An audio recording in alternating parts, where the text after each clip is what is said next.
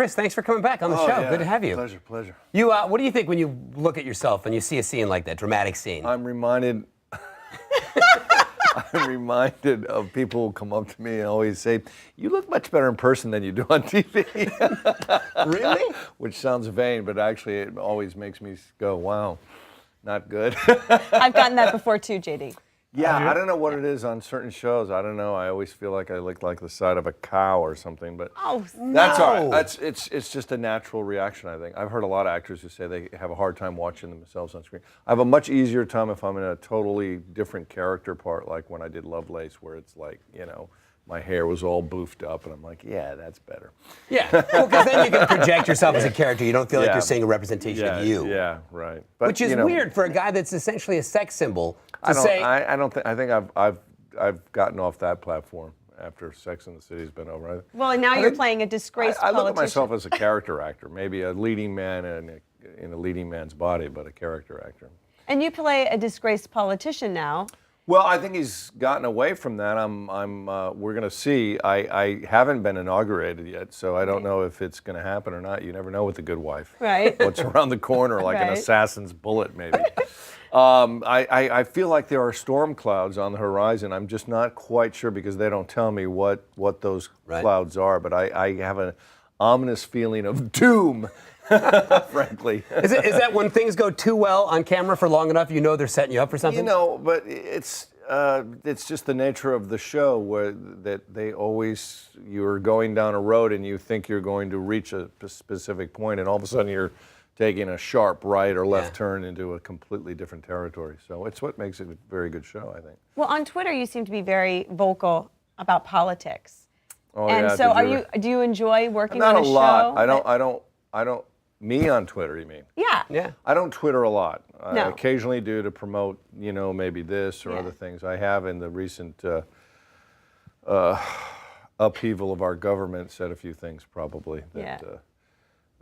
But I don't Twitter a lot. But how do your political views, or at least your political sensibilities, factor into playing a politician? There's a lot of disgraced politicians out there. This is very much art imitating life, yeah?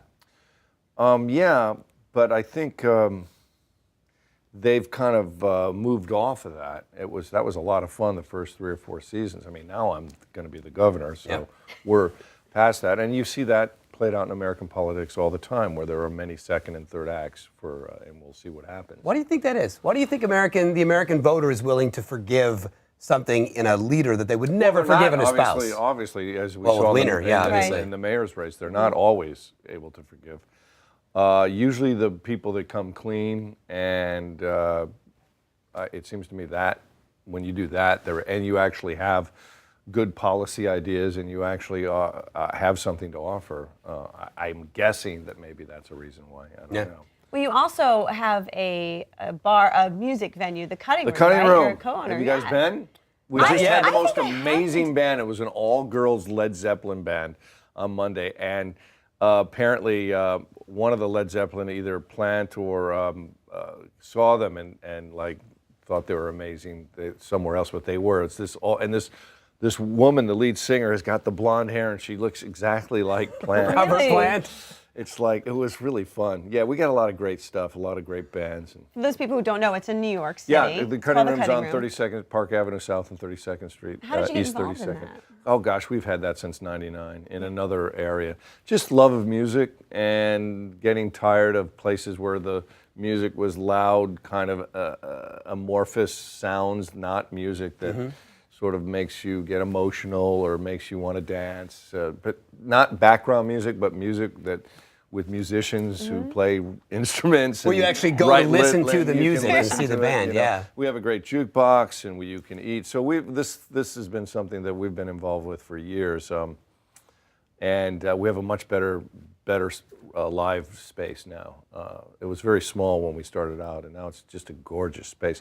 It's a little bit of an odd area, Park Avenue South and 32nd Street. Yeah. Yeah, it's near Koreatown, kind of. But it's still maybe up and coming, and we'll see. What kind of music do you listen to when you're not at the Cutting Room listening to whoever's playing? Gosh, everything. From Frank Sinatra to some classical to some jazz, and all this stuff. Spotify and is really interesting. You know, you can re-up some of the old. I love Laura Nyro. I don't know if you've ever heard of her. You know, I grew up on like Joni Mitchell, and Yeah, I love Crosby, Stills, Nash and Young, and Jefferson Airplane, and a lot of acid rock.